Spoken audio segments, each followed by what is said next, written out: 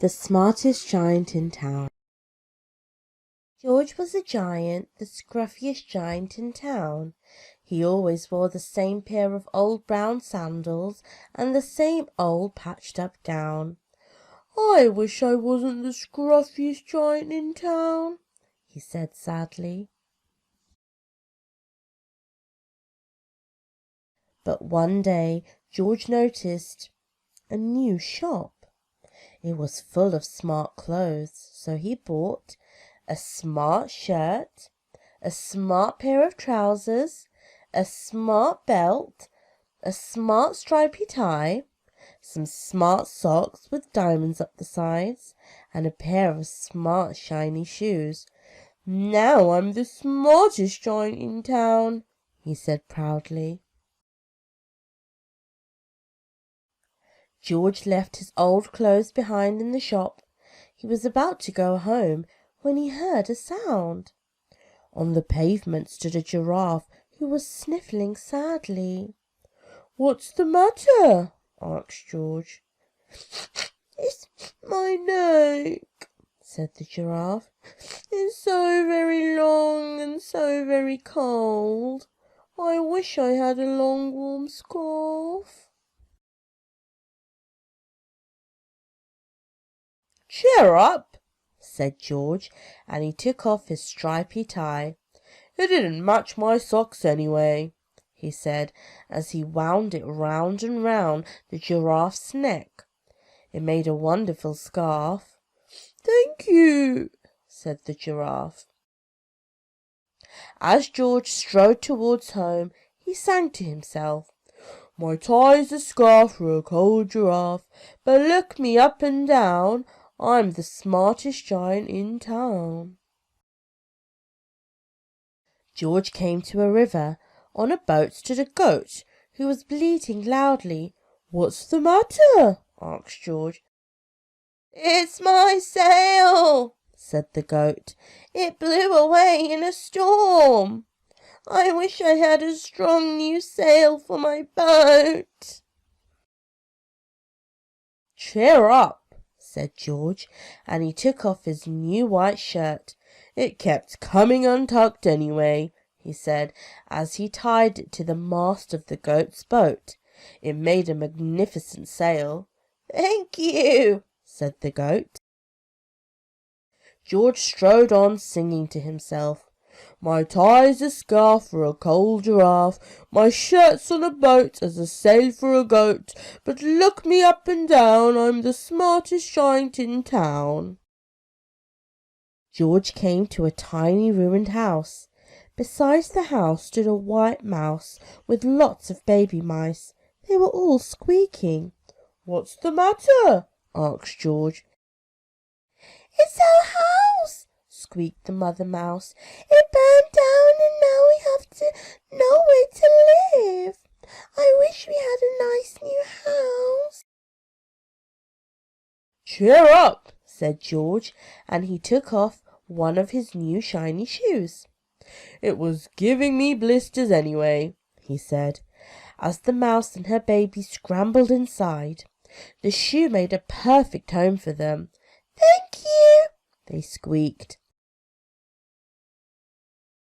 George had to hop along the road now, but he didn't mind. As he hopped, he sang to himself, "My tie's a scarf for a cold giraffe, my shirt's on a boat as a sail for a goat, my shoe is a house for a little white mouse, but look me up and down, I'm the smartest giant in town."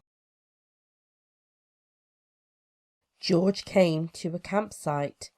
Beside a tent stood a fox who was crying. "What's the matter?" asked George. "It's my sleeping bag," said the fox. "I dropped it in a puddle. I wish I had a warm, dry sleeping bag." "Cheer up," said George, and he took off one of his socks with diamonds up the sides. "It was tickling my toes anyway," he said. The fox snuggled into it. It made a very fine sleeping bag. "Thank you," said the fox. George hopped on, singing to himself. My tie's a scarf for a cold giraffe, my shirt's on a boat as a sail for a goat, my shoe is a house for a little white mouse, one of my socks is a bed for a fox, but look me up and down, I'm the smartest giant in town. George came to a big squelchy bog. Beside the bog stood a dog who was howling. What's the matter? Asked George. It's my bog, said the dog. I need to get across, but I keep getting stuck in the mud. I wish there was a safe, dry path. Cheer up, said George, and he took off his smart new belt. It was squishing my tummy anyway, he said, as he laid it down over the bog. It made an excellent path. Thank you, said the dog. The wind started to blow, but George didn't mind. He hopped on, singing to himself. My tie's a scarf for a cold giraffe, my shirt's on a boat as a sail for a goat, my shoe is a house for a little white mouse, one of my socks is a bed for a fox, my belt helped a dog who was crossing a bog, but my trousers are falling down. I'm the coldest giant in town. Suddenly George felt sad and shivery and not smart at all.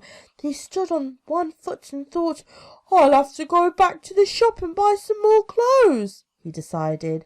He turned round and hopped all the way back to the shop. But when he got there, it was closed. Oh no! Cried George. He sank down onto the doorstep, and a tear ran down his nose. He felt as sad as all the animals he had met on his way home. Then, out of the corner of his eye, he saw a bag with something familiar poking out of the top. George took a closer look. My gown! He yelled. My dear old gown and sandals! George put them on. They felt wonderfully comfortable. I'm the cosiest giant in town, he cried, and he danced back home along the road. Outside his front door stood all the animals he had helped. They were carrying an enormous present. Come on, George, they said. Open it. George untied the ribbon. Inside was a beautiful gold paper crown and a card. Look inside the card, George, said the animals. George put the crown on his head and opened the card.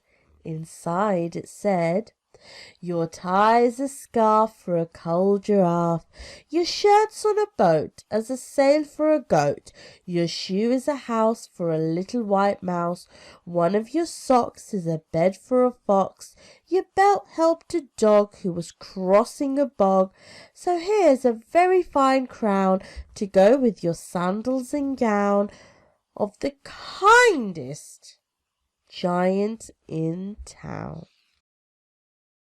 Hi guys, welcome back. So guys, I really hope you enjoyed the story, and also make sure you hit the like and subscribe button and comment down below.